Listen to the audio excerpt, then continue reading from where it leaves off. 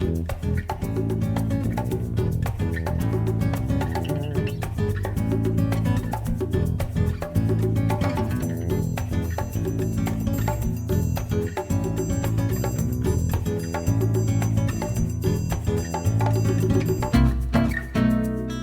Newsletter TV, the Quilters community, is brought to you by Husqvarna Viking, keeping the world sewing for over 140 years.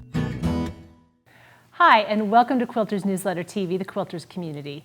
I'm Mary Kate Karr-Petras, and I'm here today with Quilters Newsletter's art director, Susan Geddes. Welcome, Susan. Thank you, Mary Kate.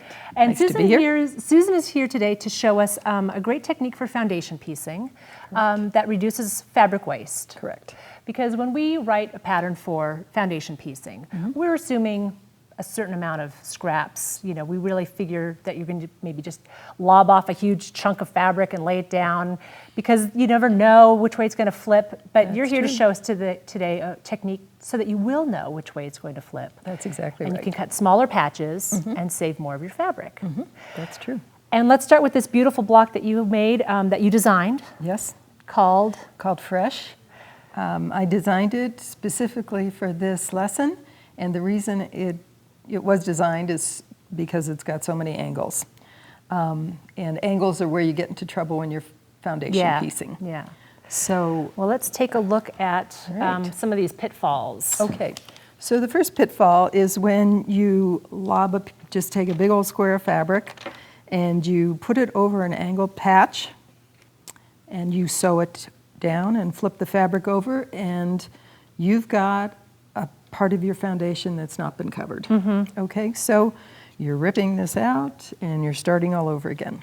And it can be just hard to kind of see like where the fabric's going to lay and how it's going to angle itself. Exactly. And you know, with foundation piecing, you're working kind of backwards. I mean, you're working on the reverse side of the paper. So there's a lot of things going on that can lead you astray, but I'm going to show you how to cut these templates that will guarantee that you don't have to rip out anything. Great.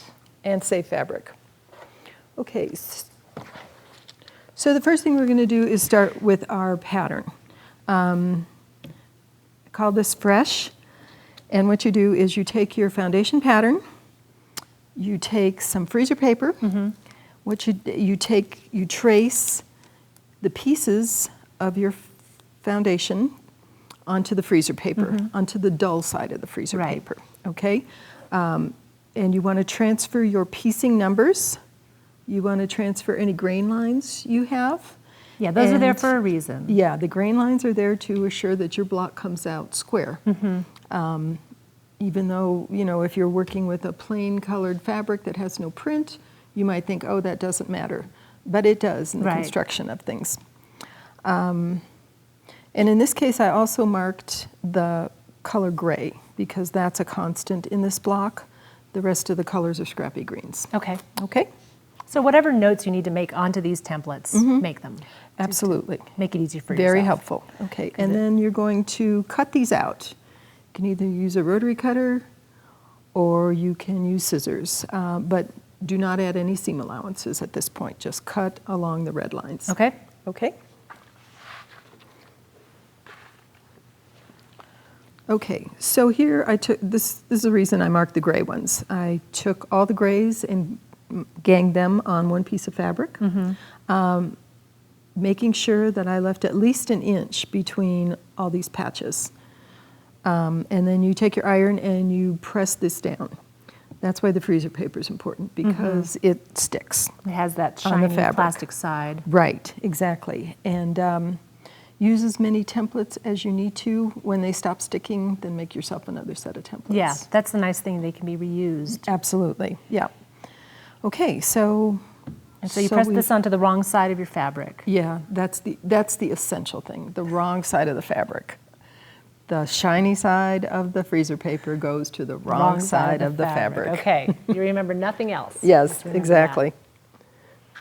All right, so here's all our patches to make one block of Fresh. So we've got them all lined up here. When they're disconnected, they don't make a whole lot of sense. No, but they will. Okay, so we've left a 1/2-inch seam allowance. What I usually do is just cut these with a rotary cutter, and your rotary ruler will show you the 1/2 inch. Okay, when you get to things that have a sharp angle on the end here, you can blunt it. You know, make sure you've got a 1/2 inch coming out, but you don't have to cut that sharp angle, which again saves you some fabric. Yes. Okay. Yes. All right. So you've got all your pieces, Got all our numbered, pieces. pressed. Okay. Yeah, this isn't really a lesson in paper foundation piecing, but I will show you a couple of tricks that I have found helpful. Okay. Okay? Okay, so we've got our pattern.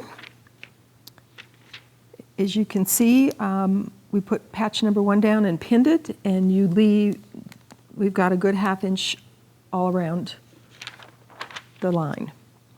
Okay, so we take patch number 2. And I've already sewn this down, but what we would do is take patch number 2. I crease the foundation paper between the first and second seam line, right there. Okay. And then I use that line to line up my fabric and my template. Okay, so pretend there's still a 1/2 inch of fabric here.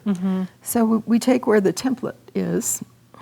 That's about a 1/2 inch, and line that up with this crease line. And you wouldn't sew through this, but you take it off. Okay. And then sew your 1/2 inch here. Sew on this line. And then I usually go in at this point and trim to a 1/4 inch. Okay.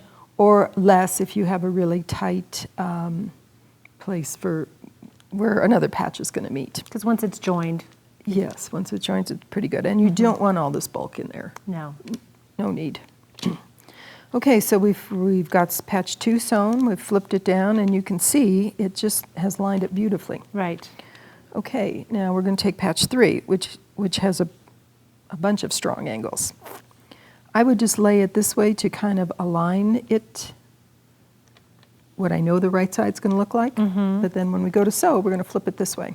Okay. Okay? So again, you've got these 1/2 inch seam allowances here. You can even use the edge of the fabrics on all sides to line up where this patch is going to go. And we've done our crease, so that's another way to line it up. Right. We'll take this number 3 off, we'll stitch it, and we've got a beautifully aligned patch that covers all our paper, Right. all our foundation. Because that is a very funky shaped Sure, triangle there, and a lot of Yes. things could go askew yes.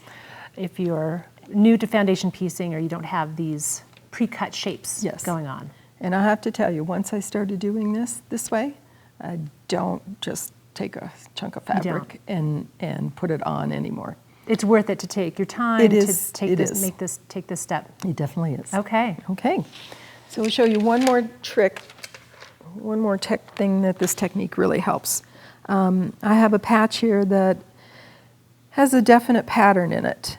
And I want to line these checks up on my seam line here. I don't want them running uphill or downhill.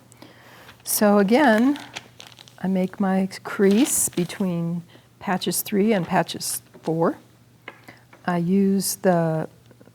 made sure when I've ironed this template onto this fabric that this one edge of the template is straight to the pattern.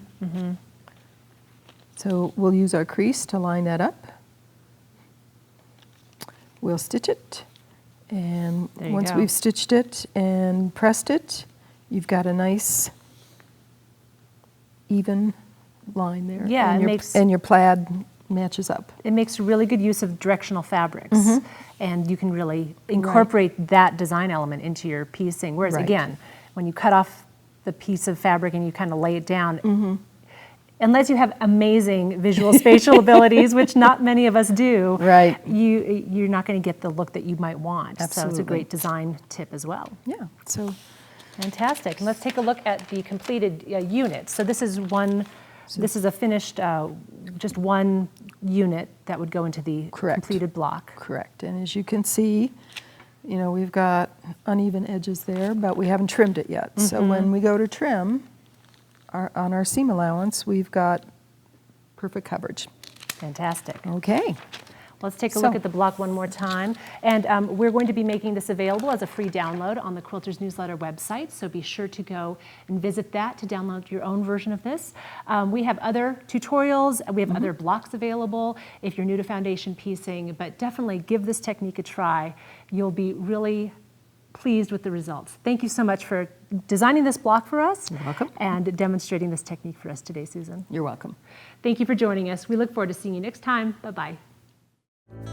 Quilters Newsletter TV, the Quilters community, is brought to you by Husqvarna Viking, keeping the world sewing for over 140 years.